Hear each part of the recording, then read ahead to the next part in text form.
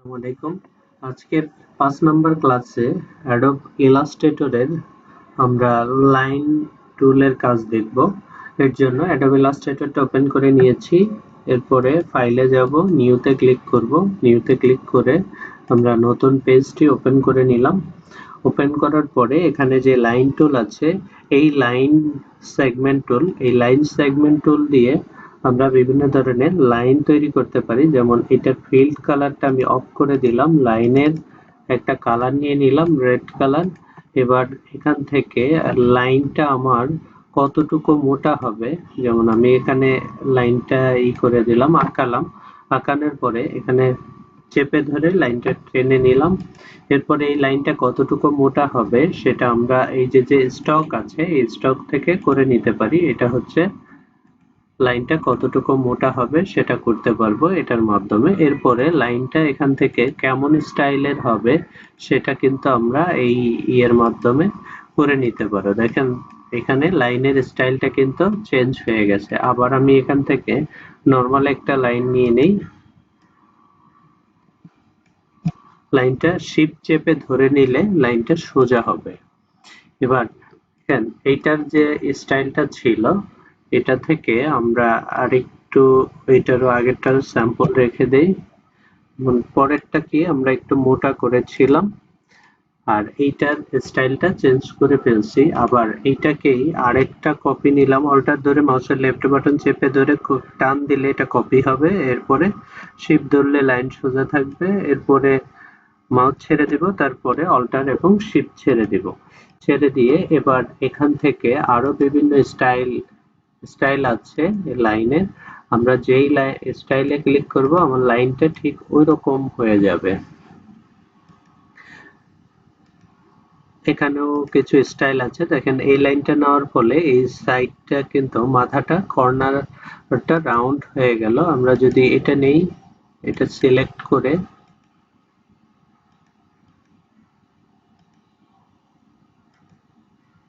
লেখা, এটা কিন্তু বিভিন্ন রকম স্টাইলের হবে। লাইনটা কিন্তু ওরকমই হয়ে গেল, আমি যে ধরনের নিয়েছি ঠিক লাইনটা ওরকম হয়ে গেছে।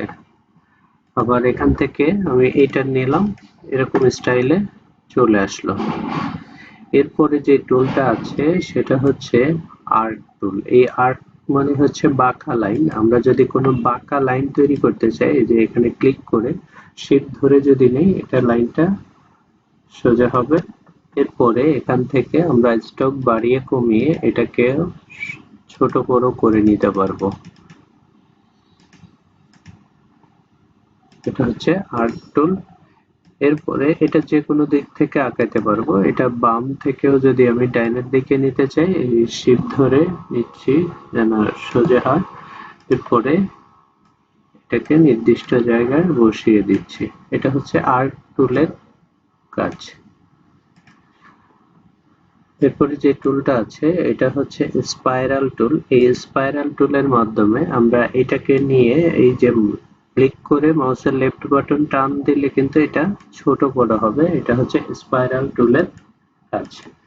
এরপরে এখানে আমরা এটা নিয়ে এটা চেপে ধরে মাউসের লেফট বাটন ছাড়বো না, না ছেড়ে আমরা যদি আপ এরো ক্লিক করি কিবোর্ড থেকে তাহলে এটা আরো পেঁচাইতেছে। আর যদি ডাউন এরো প্রেস করি তাহলে দেখেন এই স্পাইরালটা কিন্তু এটা নিজে মডিফাই করা যায়। এটা টান দিলে আরো হবে এরকম।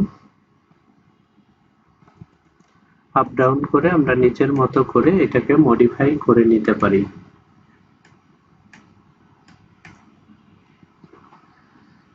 এরপরের যে টুলটা আছে এটা হচ্ছে রেক্ট্যাঙ্গুলার গ্রিড টুল। রেক্ট্যাঙ্গুলার গ্রিড টুল দিয়ে আমরা রেক্ট্যাঙ্গুলার গ্রিড আঁকাইতে পারি। আমরা নতুন আরেকটা পেজ নিব, নিয়ে ওকে করলাম। এবার এই পেজের মধ্যে আমি এই যে রেক্ট্যাঙ্গুলার গ্রিড আঁকায় নিলাম। এবার এই গ্রিডের কালার বা সাইজ বিভিন্ন রকমের চেঞ্জ আমরা এখান থেকে করে নিতে পারি। এই লেখার স্টকের যে সাইজটা আছে সেটাও আমরা কম বেশি করে নিতে পারি। আবার এইটাকেও মাউসের রাইট বাটনে ক্লিক করে আনগ্রুপ করে নেওয়া যেতে পারে। আনগ্রুপ করে নিলে আমরা কিন্তু এগুলা একটা একটা করে আলাদা করে ফেলতে পারবো।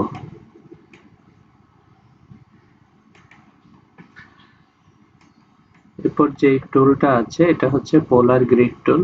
আমরা এটাকে একটু কেটে দেই, কেটে দিয়ে পোলার গ্রিড টুলটা নেব।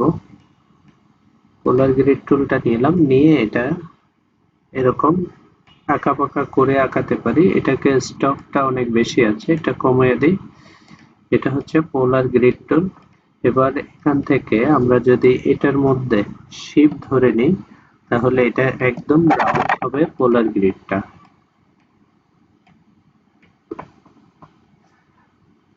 আবার আমরা এখানে যদি ডাবল ক্লিক করি, ডাবল ক্লিক করে এখানে এই যে পোলারের সংখ্যা কয়টা আছে, 1 2 3 4 5, এই 5টা আছে। এখানে চাইলে আমরা এখান থেকে আরো বাড়িয়ে দিতে পারি, যেমন 10টা দিলাম, 10টা দিয়ে ওকে করে দিলাম। এরপর মাউসের লেফট বাটন চেপে ধরে শিফট চেপে ধরে যদি করে দেই, এই যে এইগুলা হচ্ছে এই 10টা হয়েছে, এই রাউন্ড গুলা বৃত্তগুলা 10টা হয়ে গেছে। আমরা যদি কমিয়ে দিতে চাই তাহলে এটার উপরে ডাবল ক্লিক করে এখানে 5 আছে, 10 এর জায়গায় 5 করে দিলাম। 5 করে দিলে এখান থেকে এইটা কিন্তু কমে গেল। এরপরে শিফট ধরে মাউসের লেফট বাটন চেপে টেনে নিয়ে নেব, তাহলে কিন্তু এটা আবার কমে গেল। এখানে এটার কিন্তু বৃত্তের সংখ্যা অনেক বেশি, এটা কম, আমরা কমিয়ে দিয়েছি। এরপরে এখানে পোলার গ্রিডটা নিলাম, নিয়ে আমরা যদি কিবোর্ড থেকে আপ অ্যারো প্রেস করি তাহলেও কিন্তু এই এর সংখ্যা বাড়তে থাকবে, আর ডাউন অ্যারো প্রেস করলে এটা কমতে থাকবে। রাইট অ্যারো প্রেস করলেও সেম বাড়তে থাকবে, লেফট অ্যারো প্রেস করলেও রাইট। এখানে কিন্তু একটা হয়ে গেছে, আবার কমে গেল। আবার আমি যদি কিবোর্ড থেকে রাইট অ্যারো দিই, এইগুলা বাড়তেছে, লম্বালম্বি যে লাইনগুলা এগুলা কিন্তু বাড়তেছে। আর লেফট অ্যারো দিলে এই লম্বালম্বি গুলা কমতেছে। আপ অ্যারো দিলে বৃত্তগুলা বাড়তেছে, আর ডাউন অ্যারো দিলে বৃত্তগুলা কমতেছে। এইভাবে আমরা নিজেদের ইচ্ছা মতো চাহিদা অনুযায়ী এই পোলার গ্রিড দিয়ে বিভিন্ন রকমের ডিজাইন করতে পারি। আবার আমরা যদি চাই যে এটাকে আনগ্রুপ করব, আনগ্রুপ করে এই প্রত্যেকটা ইকে আলাদা আলাদা করে ফেলবো, সেটাও করা যাবে এই পোলার গ্রিডের মাধ্যমে। এটা হচ্ছে এই লাইন সেগমেন্ট টুলের কাজ। আজকের এই ক্লাসে এতটুকুই দেখবো। আর এগুলো সম্পর্কে যদি আরো কোনো কিছু জানার থাকে আপনাদের, তাহলে অবশ্যই কমেন্টস করে জানাবেন, এবং সিরিজ ভিডিওগুলো পাওয়ার জন্য সাবস্ক্রাইব করে বেল আইকন অন করে রাখবেন। ধন্যবাদ সবাইকে ভিডিওটি প্রথম থেকে শেষ পর্যন্ত দেখার জন্য।